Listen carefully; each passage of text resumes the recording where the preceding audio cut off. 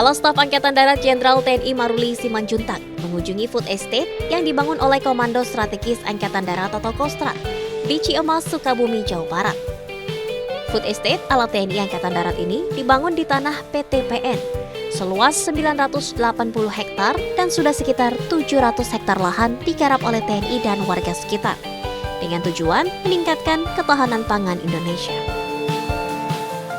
Pemanfaatan lahan kosong ini sangat membantu warga sekitar karena melibatkan warga sekitar dalam pengerjaannya.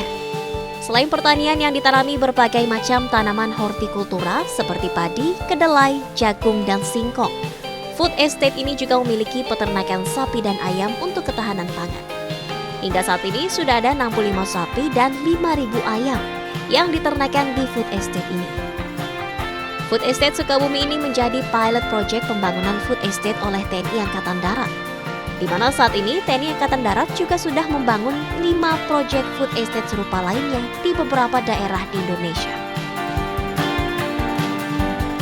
Jenderal Maruli Simanjuntak menyatakan dengan dibangunnya food estate ini bisa membantu proyek ketahanan pangan pemerintah dan mampu memberikan manfaat bagi warga sekitar yang berada di lingkungan food estate.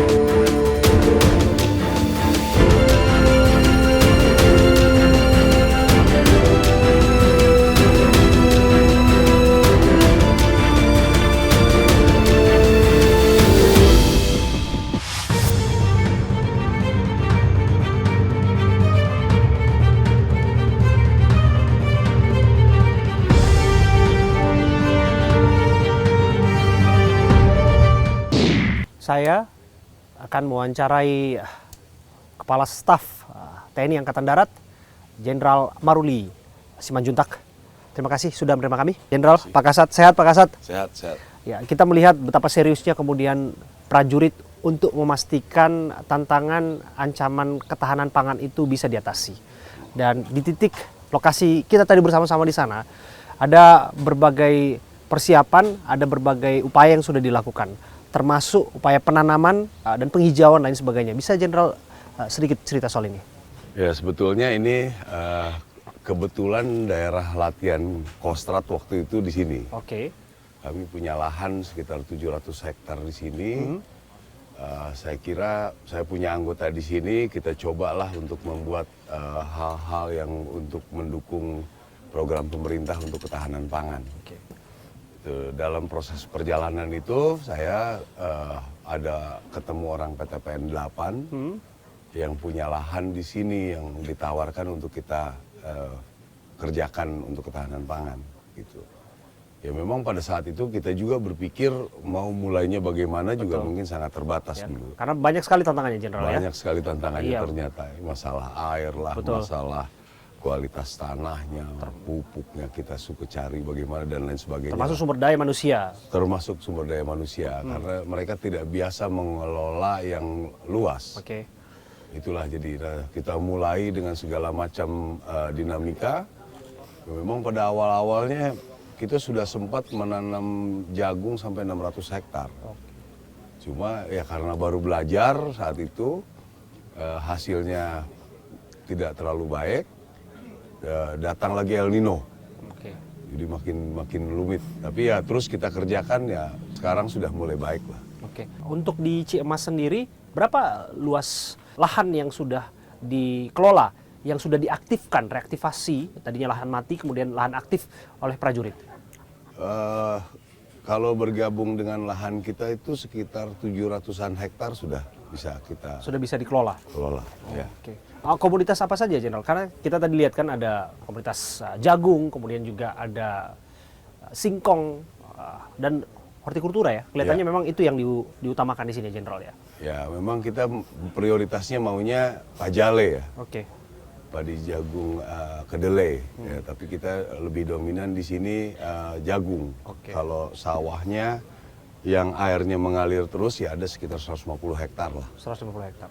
Nah, tapi karena kemarin El Nino, makanya kami berpindah ke singkong. Oke.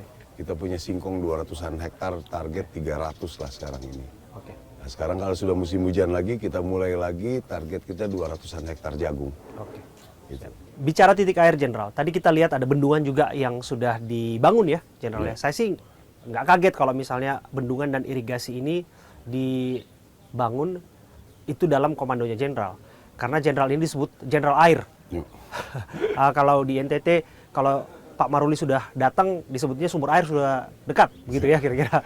Nah, bagaimana kemudian Pak Maruli cerita mengenai air menjadi satu hal yang sangat esensial bagi publik, lahan pertanian, bukan hanya irigasinya, tapi juga sebagai sumber penghidupan.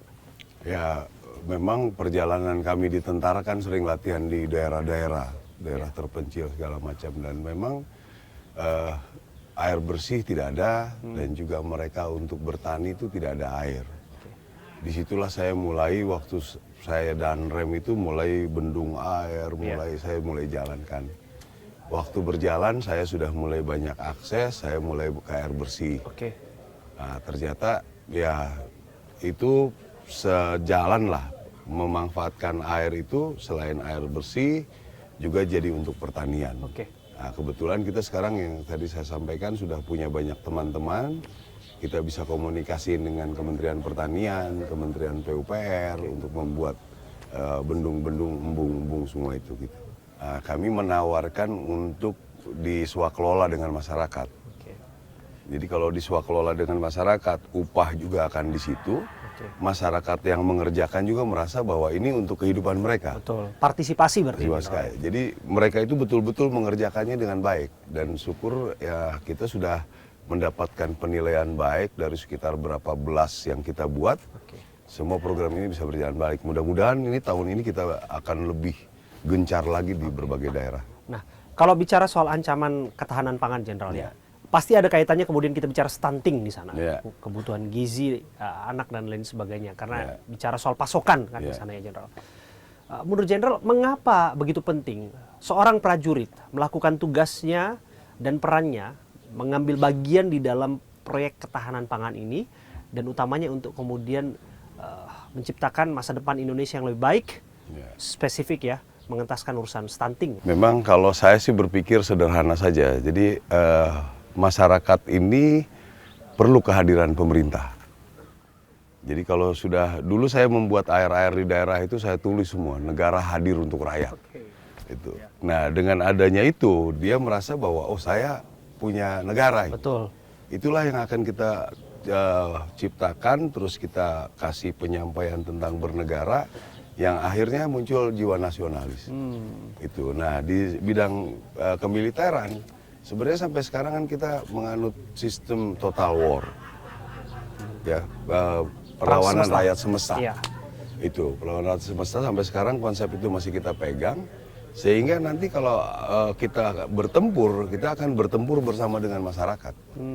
Gitu. Sehingga kita harus menciptakan lumbung-lumbung pangan dan juga masyarakat-masyarakat yang berjiwa nasionalis. Saya pikir ini sangat-sangat jadi dasar kita untuk mempertahankan negara. Oke. Jadi nggak bisa dinafikan peran prajurit di sana ya, Jenderal ya? Ya, prajurit yang memimpin mereka nanti. Prajurit yang memimpin masyarakat sehingga bisa membuat perlawanannya itu bisa berlarut terus, tidak bisa dikuasai oleh musuh dalam suatu waktu.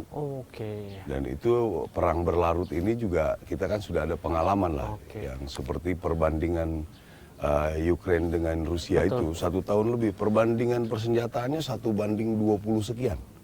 Tapi 1 tahun lebih dia tidak bisa lawan. Padahal mereka tidak menganut sistem perlawanan rakyat semesta. Kalau kita bikin udah dari awal perlawanan semesta, mungkin kita akan lebih sulit untuk dikuasai. Jadi ini bagian dari teritorial sebetulnya? Bagian dari teritorial. Bicara soal ini, saya jadi ingat istilah food estate, Jenderal.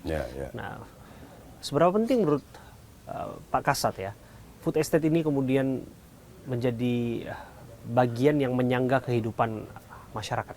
Ya. Karena hari-hari ini food estate begitu banyak menjadi perbincangan dan banyak menjadi sorotan. Ya, itu memang salah satu program pemerintah ya. Kalau memang food estate yang dilakukan selama ini, itu biasanya dalam suatu tempat yang sangat luas. Nah, kami mencoba mengatasi daerah-daerah yang terpencil seperti ini. Yang mungkin lahannya 1.000, 2.000, berapa ratus. Itu yang coba kami bantu untuk mendampingi program besarnya food estate pemerintah. Oke. Karena kalau program yang seperti kami ini yang tarafnya mungkin bisa dianggap kecil dibandingkan food estate, Iya. tapi efeknya kepada suatu daerah cukup besar. Sebetulnya prinsipnya sama ya Jenderal ya? Ya, sepertinya iya, sama karena saja. ini yang dibangun memang skala kecil tapi langsung kena ke masyarakat. Betul. Kalau pemerintah kan lebih kepada PSN, proyek strategis nasional ya, lebih masif dan lebih besar ya. Dengan mekanisasi dan lain sebagainya. Kalau kami kan mekanisasi terbatas lah. Oke, tapi selama itu dijalankan, sesungguhnya itu betul-betul diperlukan. Saya yakin ini akan lebih merata nantinya.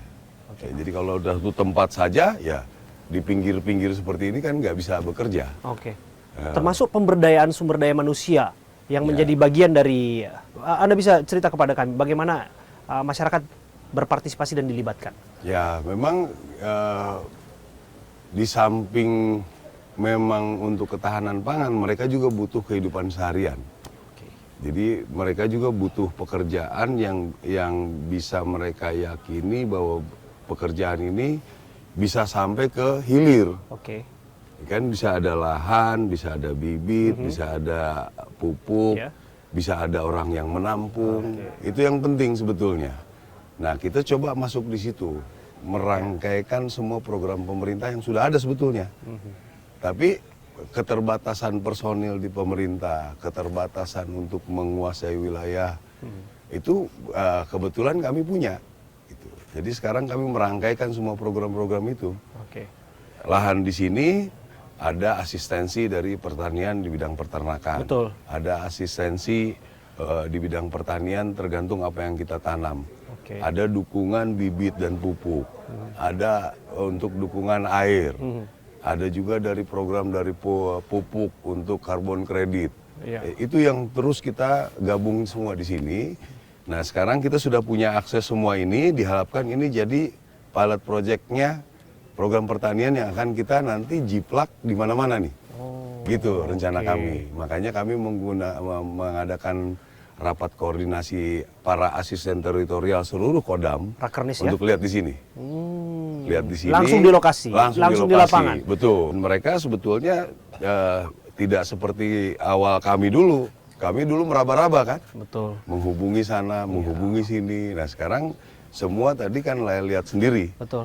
Bahwa dari pertanian hadir, dari KKP hadir, dari pupuk Kaltim hadir, pupuk Indonesia hadir, dari para pengusaha sapi ini hadir semua di sini. Pak Kasat, saya harus bergeser isu ini Pak Kasat, karena tantangan yang dihadapi oleh Pak Kasat dalam jabatan sebagai Kepala Staf TNI Angkatan Darat hari-hari ini tidak mudah. Kalau tadi disebutkan ancaman ketahanan pangan di tengah tantangan iklim yang saat ini memang berubah-ubah gitu ya.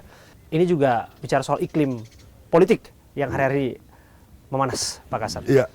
Pak Kasat pernah bayangkan tidak ada dalam posisi yang saat ini? Pak Kasat barangkali bisa cerita mengenai menjadi seorang Kasat di tahun politik. Ya kalau saya sih pribadi yang penting kerja profesional, saya nggak takut ya.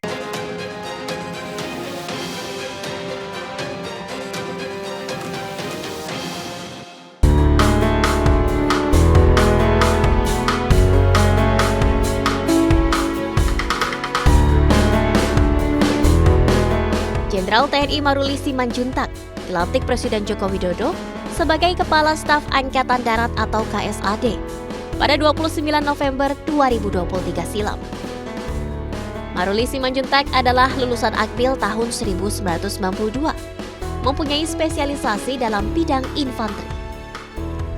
Sepanjang berkarir di militer, Maruli menduduki sejumlah jabatan strategis di Kesatuan TNI, seperti Komandan Kopassus, Komandan Pas Pampres, Pangdam, hingga Pangkostrat.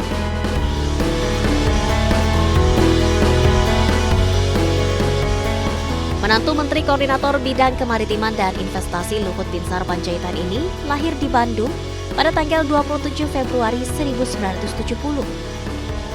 Anak ketiga dari 5 bersaudara ini menghabiskan masa mudanya di kota Bandung dan lulus dari SMAK Dago Bandung pada tahun 1988 dan masuk seleksi Akmil Magelang di tahun 1989.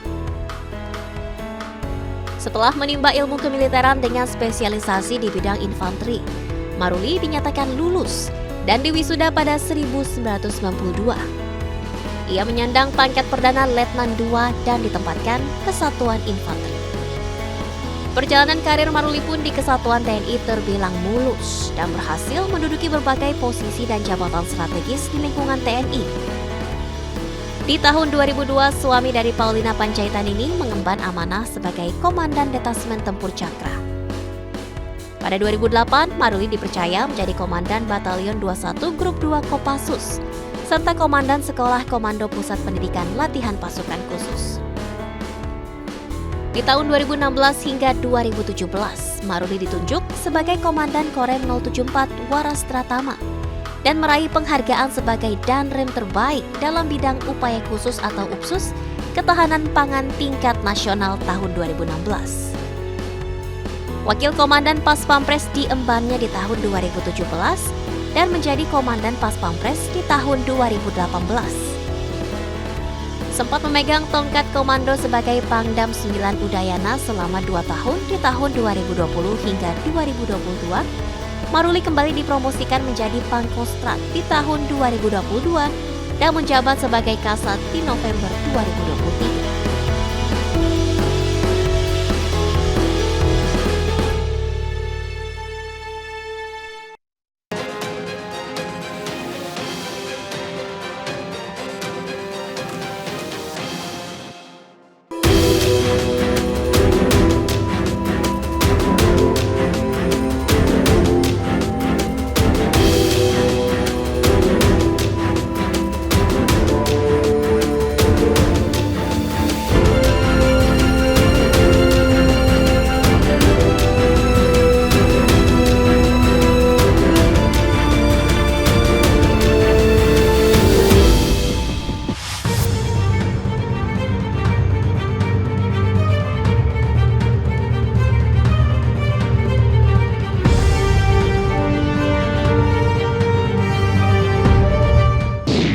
Pak Kasat, saya harus bergeser isu ini Pak Kasat, karena tantangan yang dihadapi oleh Pak Kasat dalam jabatan sebagai Kepala Staf TNI Angkatan Darat hari-hari ini tidak mudah. Kalau tadi disebutkan ancaman ketahanan pangan di tengah tantangan iklim yang saat ini memang berubah-ubah, gitu ya. Ini juga bicara soal iklim politik yang hari-hari memanas, Pak Kasat. Iya. Pak Kasat pernah bayangkan tidak ada dalam posisi yang saat ini? Pak Kasat barangkali bisa cerita mengenai menjadi seorang Kasat di tahun politik. Ya kalau saya sih pribadi yang penting kerja profesional, saya nggak takut ya. Kalau misalnya kita punya ambisi pribadi ya, ambisi kelompok kecil, ya mungkin saya memutuskan akan bimbang. Kalau saya kan hanya ingin Angkatan Darat baik, negara ini baik. Jadi saya tidak sulit untuk mempertimbangkan segala halnya gitu. Ya, saya nggak punya ambisi apa-apa lagi sudah. Ya. Dan saya juga sangat bersyukur lah sudah jadi Kepala Staf Angkatan Darat. Mau cari apa lagi kan, dulu aja nggak berani mimpi ya kan. Betul. Nah sekarang saya kalau ada menghadapi apapun ya saya menjawab ya apa. Apa tantangannya Pak Kasat? Karena hari-hari ini kan politik riang gembira itu digaungkan, tapi pada prakteknya di akar rumput ya tetap saja ada gesekan. Ya wajar lah, saya pikir-pikir kalau secara history mungkin Amerika demokrasi juga ratusan tahun lah. Kalau kita kan hitungannya mungkin baru 20 sekian tahun, di tengah kultur, kepulauan, budaya, agama, dan lain sebagainya. Saya pikir ini proses. Sebenarnya proses melewati masa-masa seperti ini dan masih bisa kita manage dengan baik sehingga masih Indonesia aman, saya pikir udah sangat bagus kita. Udah sangat bagus. Proses aja itu.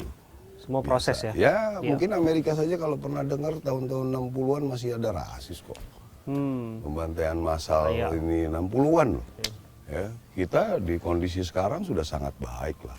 Proses itu. Iya, demokrasi sudah berjalan sebagaimana mestinya. Iya. Tapi bicara soal gesekan di akar rumput, Pak Kasat, ya belum lama ini kan terjadi gesekan antara prajurit dengan relawan di Boyolali, Pak Kasat, dan sudah ditindak kalau saya tidak salah ada 6 oknum prajurit diduga disangka menganiaya relawan.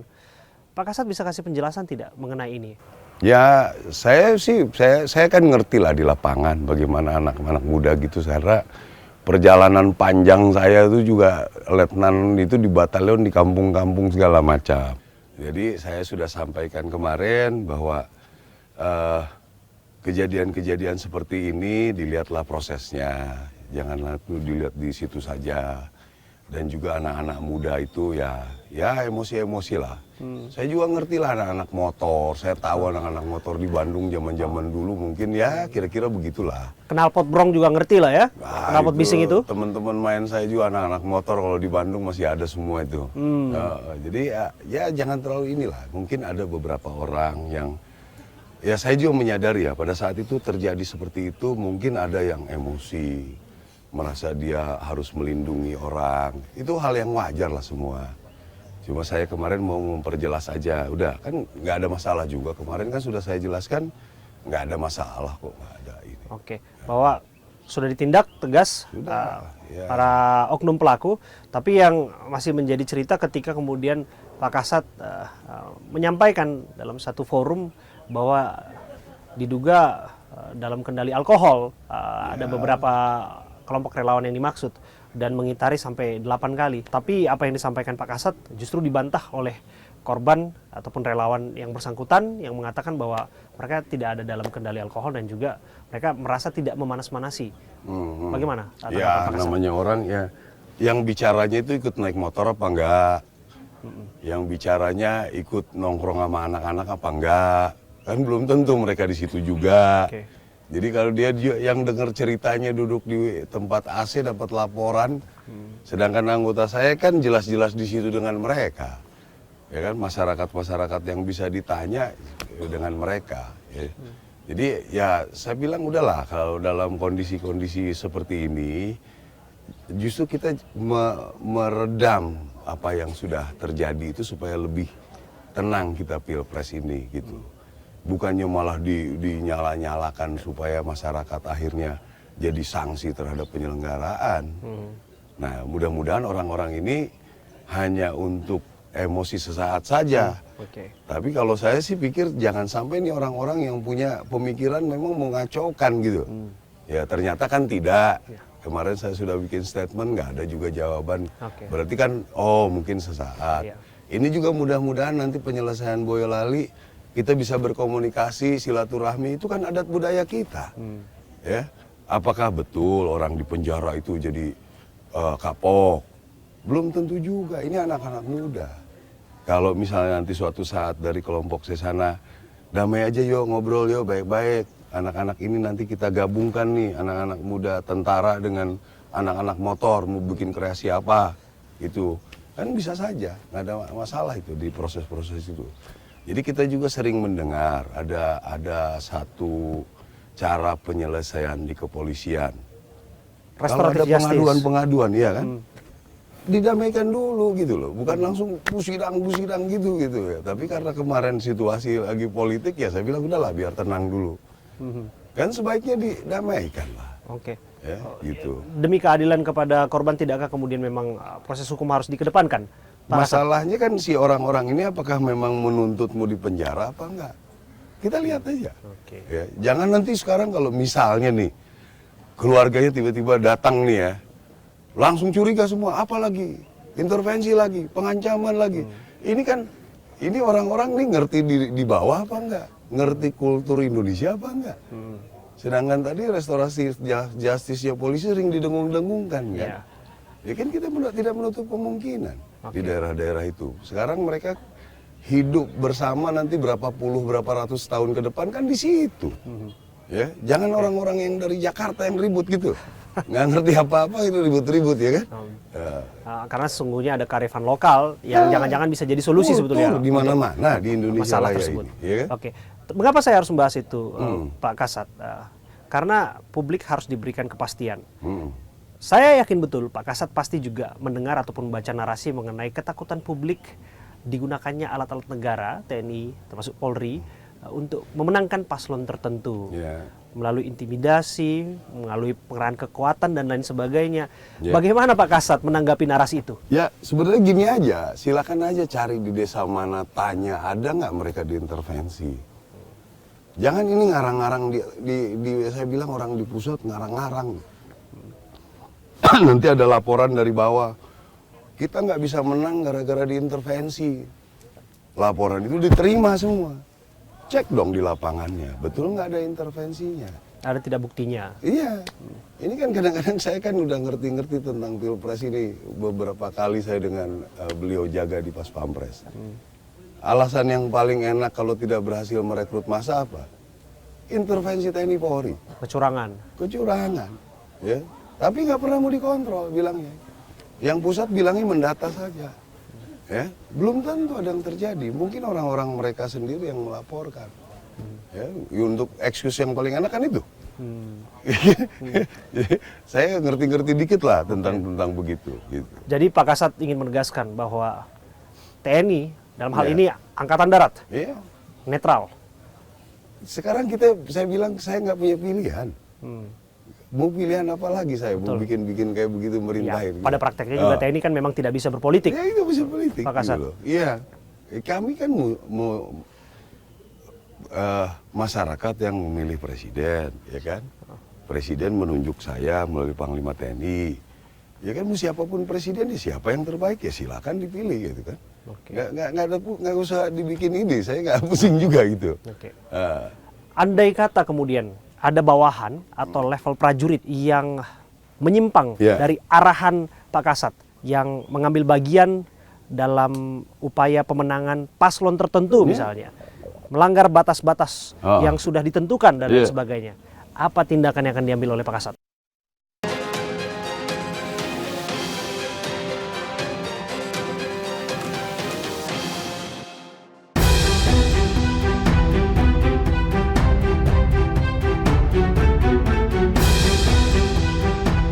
Kepala Staf Angkatan Darat atau Kasat Jenderal TNI Maruli Simanjuntak menegaskan netralitas TNI dalam pemilihan umum 2024.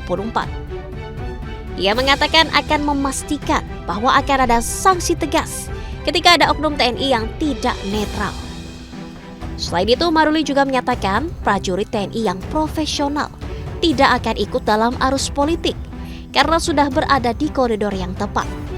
Sehingga TNI tidak akan membuat sejarah sebagai pihak yang tidak netral dalam kontestasi pemilu. Ada laporan, kita cek, bisa nggak akan lama langsung lepas jabatan. Lepas jabatan kan? Iya. Kalau tidak netral berarti? Iyalah pasti itu. Berarti menjaga netralitas? Minimal itu lepas jabatan. Nanti ada lagi aturan-aturan hukumnya. Terkait insiden penganiayaan relawan Ganjar Mahfud yang dilakukan oleh oknum prajurit TNI di Boyolali pada akhir Desember 2023 lalu, Maruli menegaskan bahwa TNI tetap memegang teguh netralitas dalam menghadapi pemilu 2024. Ia meminta agar semua pihak tidak berlebihan dalam menarik kesimpulan atas insiden yang terjadi di Boyolali. Ia menyatakan bahwa dirinya menyayangkan ada pihak-pihak yang coba mengaitkan insiden yang terjadi tersebut ke arah netralitas TNI. Namun Maruli menegaskan kembali tindakan cepat TNI Angkatan Darat dalam merespon insiden di Boyolali dan menyelesaikan permasalahan insiden tersebut dengan penanganan yang baik merupakan bukti konkret bahwa TNI Angkatan Darat memegang teguh netralitas. Pikir ya, jadi kita kan dari sejak awal sudah sampaikan kita netral ya, kita komit bersama-sama semua stakeholder masyarakat untuk melaksanakan pemilu damai ya. Jadi teman-teman media juga pemilu damai, udahlah kita jadikan ini betul-betul pesta demokrasi.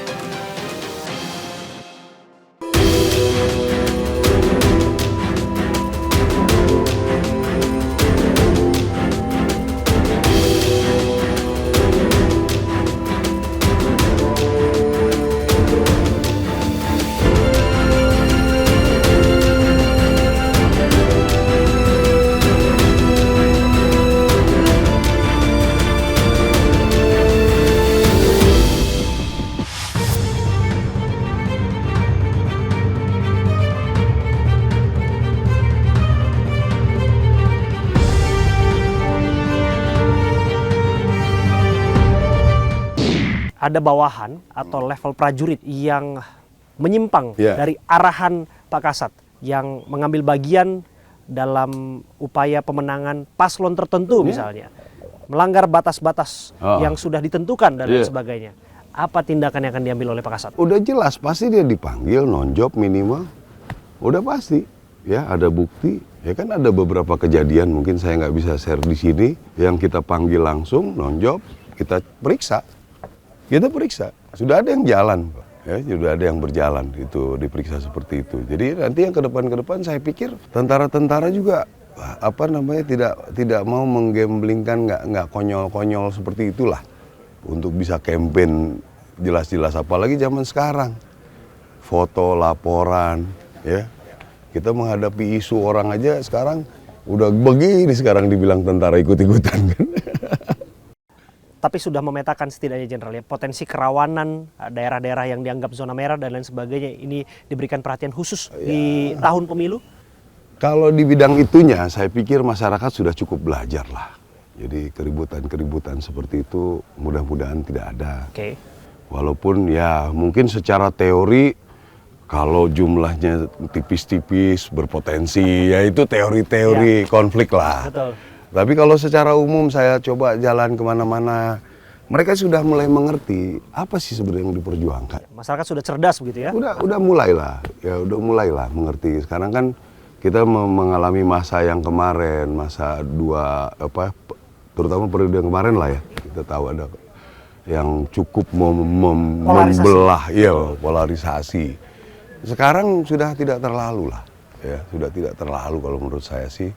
Saya coba survei, tanya sana, tanya sini. Ya, saya kadang-kadang suka pergi sendiri.